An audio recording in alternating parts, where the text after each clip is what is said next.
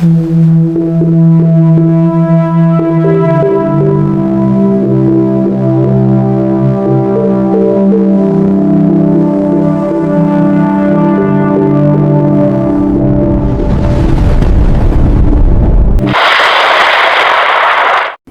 araw po sa inyong lahat. Narito na po ang pinaka-latest nating update sa baging lagay ng panahon ngayong araw ng Miyerkules, August 5, 2026.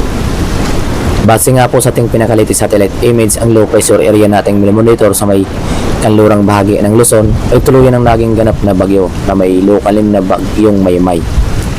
Kung saan may kategory nga po itong tropical depression category. Taglay nito ang lakas na hangin na maabot sa 55 km per hour malapit sa sentro, samantalang may pagbuso naman po ito na maabot sa 70 km per hour.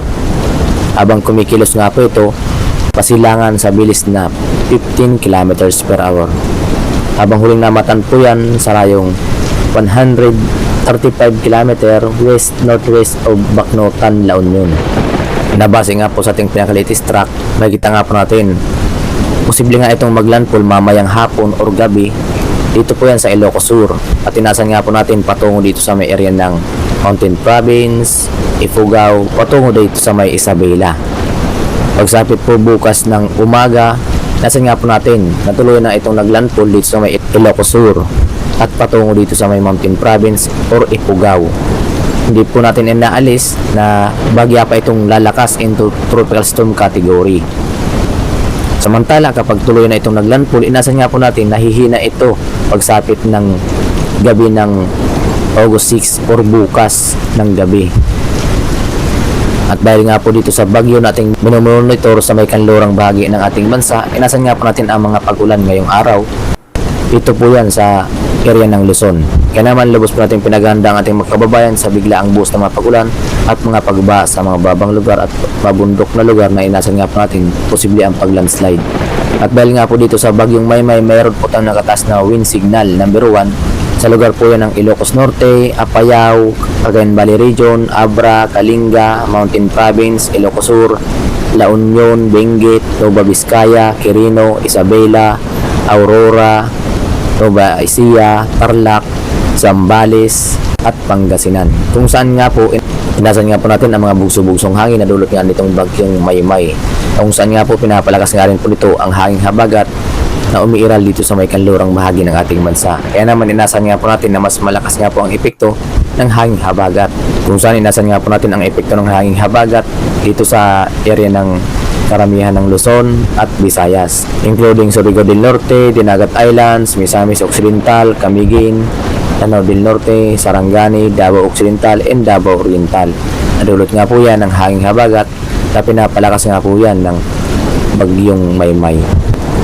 At dahil nga po sa mga pagulan nating inasan ngayong araw, mayroon po tayong nakataas na orange rainfall warning sa lugar po yan ng La Union, Benguet, Pangasinan, Zambales, kung saan makakaranas ng 100 to 200 mm ng mga pagulan ngayong araw na posible nga po ang mga pagbaha sa mga babang lugar at pagguho ng lupa sa mga bundok na lugar. Kaya naman lubos po natin pinaghahandang ating mga kababayan dahil nga po inasan nga po natin sa lugar na yan ang malakas ng mga pagulan na dulot nga rin po yan ng bagyong Maymay at ng hanging habagat na pinapalakas nga po ng bagyo.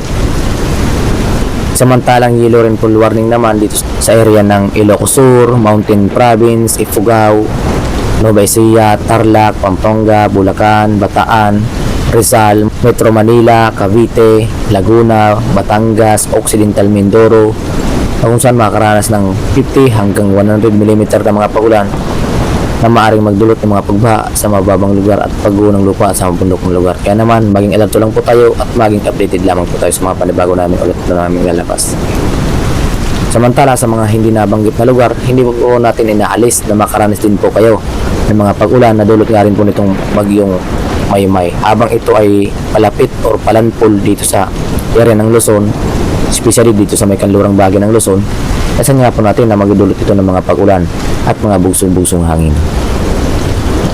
Samantala, bukod nga po dito sa bagyong Maymay na ating monitor sa may kanlurang bahagi ng Luzon, na inasan nga po natin na maglalandfall mamayang hapon o gabi, meron pa rin po tayong minomonitor na bagyo dito sa may silang bahagi ng ating bansa na bagyong Dolphin.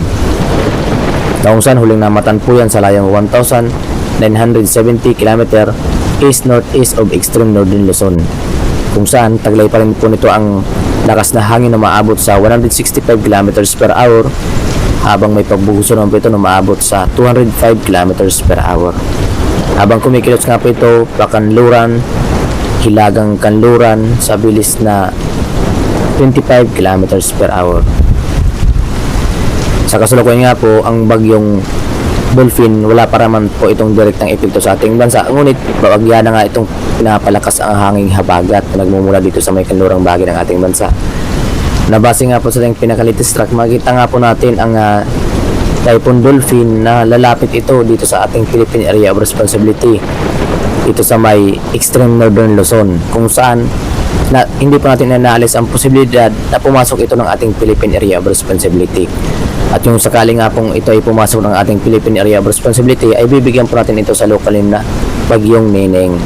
At hindi po natin inaalis yan kung mababa ang track nga po, bagya po itong mas malapit dito sa may area ng Batanes, Tabuyang Group of Islands, kung saan posible pang mahagip ang nasabing lugar dahil sa malawak din po ang sakop ng bagyong si Dolphin, kung saan kategory nga po nito ay typhoon category, kung saan mas malakas nga rin po ang epekto ng hanging habagat dito sa may kanlurang bahagi ng ating bansa. Nalubos po natin pinaghahandang ating mga kababayan kahit na hindi po ito tuluyan maglandfall dito sa ating bansa. Inasin nga po natin ang mga pag-ulan na dulot ng hanging habagat na papalakasin ng bagyong Dolphin.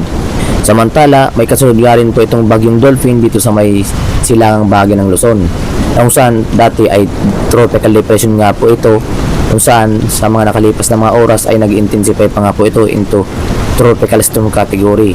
Taglayan na nga po nito ang lakas na hangin na maabot sa, kung saan nga po taglay po nito ang lakas na hangin na maabot sa 65 kilometers per hour malapit sa sentro, samantalang may pagbuguso naman po ito na maabot sa 80 kilometers per hour. Habang kumikilos nga po ito ng 5 kilometers per hour, kung saan bagya itong i-stationary ang kanyang movement. Samantala, huling namatan po yan sa layong 3,450 silangan po yan ng Luzon. Sa kasalukuyan, malayo pa naman po ito at kumikilos nga po ito pahilaga, kaya naman hindi po natin inaasahan na posibleng maglandfall pa ito.